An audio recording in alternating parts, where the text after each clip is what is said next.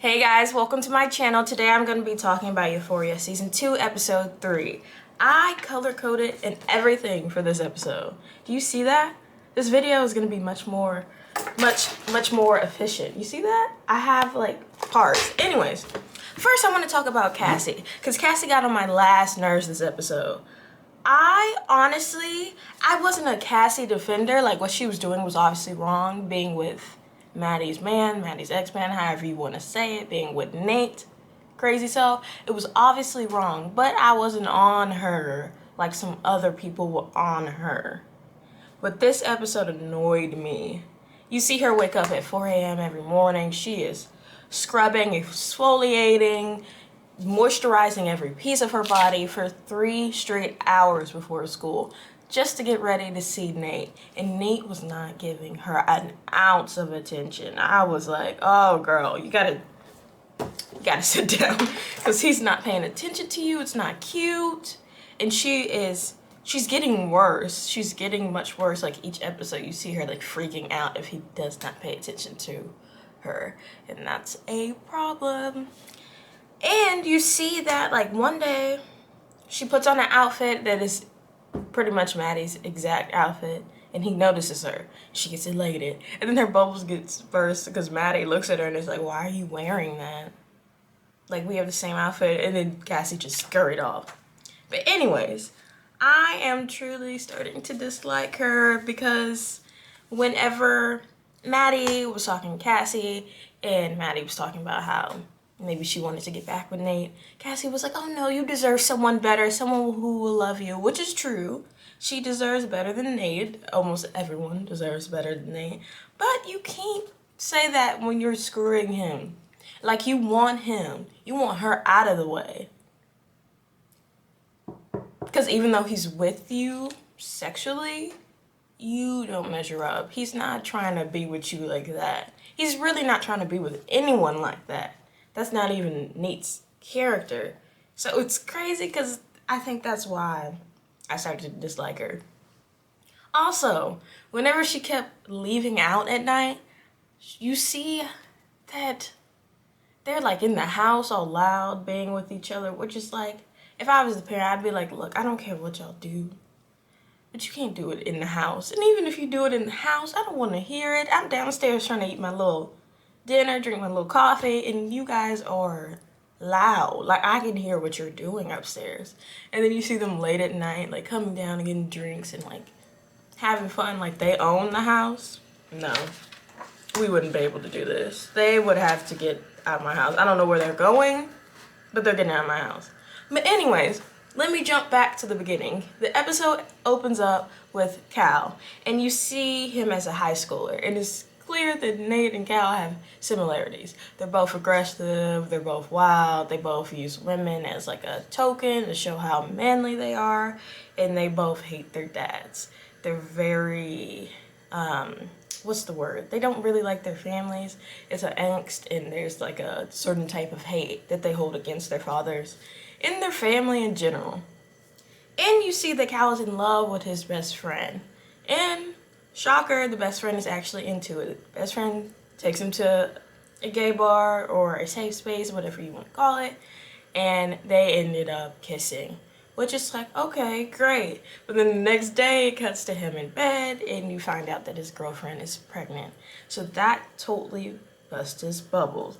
I don't want to make excuses for him and all the bad stuff that he's done, but I do have to say, I think if it weren't for the pregnancy, I think Cal would have found out a way to be queer somewhere else. Maybe not in the town he's in, maybe not there with his father, but I think if he would have moved, graduated college and went somewhere else, I think he would have found a way to be out and open. I don't think he'd be sneaking around, sleeping with all types of people, and not even knowing their age whenever he does it with them. Because that's the problem. You don't know your age. It's a problem. But anyways, you jump to present day, and we see that Cal is very, very paranoid about the fact that his tape is out there, and he has no idea who has it. And he starts to think that Fez has it. He sits outside of Fez's house, and of course has ashtray. They see this, they get him inside the house, they question him, and Cal was just sitting there incriminating himself the entire time.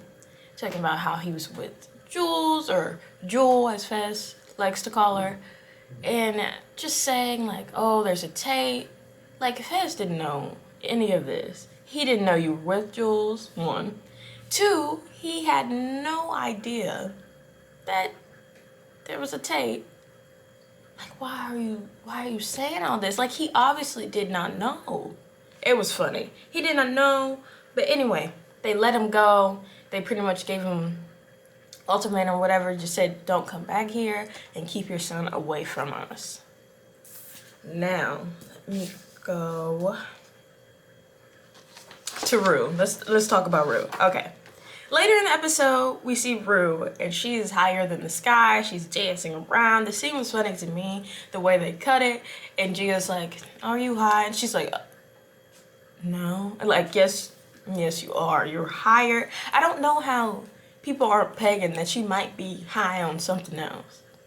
Because Rue is walking into doors. She is falling off of stuff. She can barely keep attention. Like, this isn't just MJ. It's not just that one thing. Like, tons of people take that, but they don't act like that. But anyways, you see Rue comes up with a plan to tell Gia that she is going to start smoking MJ as a cover-up to why she might be acting sort of different. That results in a fight, and I have to say, those two, Storm and Zendaya, they were acting in that part. And later on, you see that Gia's like, please don't take it, please don't do that, because you're a different person. Like, if you take that, it leads to other things for you. And she's like, well, it's either that or I hurt myself. And I think that was the part where you really started to humanize Rue, because you saw her as an addict, not as like this like fun, always high person. You see her as a person that will do anything just to do what she wants to do. And you also see that with Ollie as well. She used some of the things he told her about his personal life against him, which really hurt him, obviously. And then Gia, after the whole fight, and after her manipulating Gia and telling her, like, it's either this or I hurt myself, she agrees to not tell Mom and agrees to, like, keep her secret. And then Rue goes on to tell everyone that, oh, I just smoked a little MJ. No, you did not. You were higher than ever. But anyway, I said this a couple videos ago, but I think whenever she met Elliot, that was like her downfall, because those two really accentuate each other's highness, if that makes any sense. They do not help each other. They just like kind of bring each other down. They're enabling each other. That's the word I was looking for. And Jules is starting to question him, and she wants to know if he has a crush on Rue. So there's his whole question montage. He has a light in his face. All we really got from that interaction is that, one, Jules has a high body count. I want to know the number, but she has a high body count. And we also see that Jules is starting to wear a binder. So that, to me, in the Gap episodes, you see that she's starting to talk about maybe laying off the estrogen, maybe trying to shape herself around something else. Because she's always shaped her femininity around men and what men like. So she's trying to find out what she likes. So she's wearing this binder now, and I think she's starting to step out of the binary. She's becoming much more androgynous, much more truthful to herself, and putting on less of a show. But anyways, you see later that Rue, Jules, and Elliot become like a little friend group. They're playing Truth or Dare throughout the episode. And sadly, we see that Rue goes to talk to the head drug dealer lady. I don't know her name, but her goes to see her and gets $10K worth of stuff. And she promises to sell it and make a make a profit off of it. And I do have to say, when I was watching that scene, I was like, Rue isn't the best person to give that to. Like, and then when she was walking out, the lady was like, you better make my money back, or I'm gonna traffic you, or I'm gonna get money out of you in some other way. And when I heard that, I was like, Rue's just gonna get high with that whole 10K. And like her trying to sell, she's not gonna be able to sell anything. One, she doesn't have the connections. Fez might come in and try to save her, but if she is taking too much of it, it's not going to work. Like, Fez doesn't even have money like that.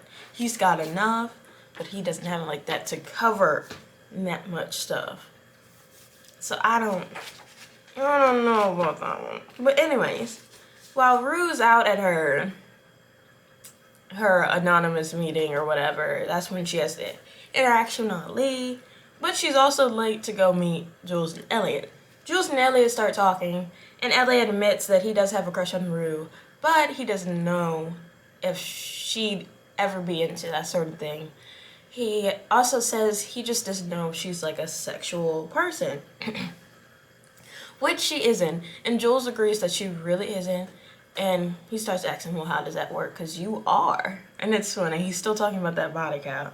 But anyways, and then he starts showering her with the compliments, and I do have to say I see where this is going. They're gonna end up fooling around, being together. It's going to be something that Rue is gonna use against them as a reason to why she's getting even more high. It's the reason why she's deteriorating. So I just know that's gonna happen. That's not going to be good. I just know. Anyways, now we're on our last part.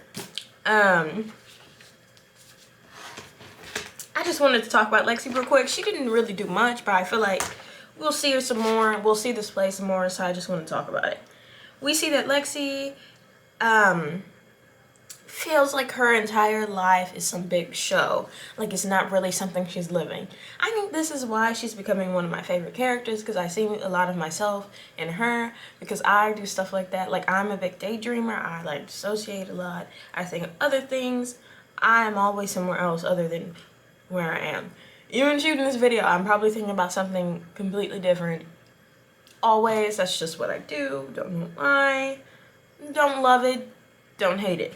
Anyways, you see that she decides to write, and she makes a play.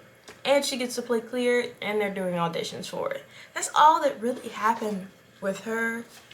But anyways, this episode, I do have to say, this season to me is spaced out kind of different than the first season.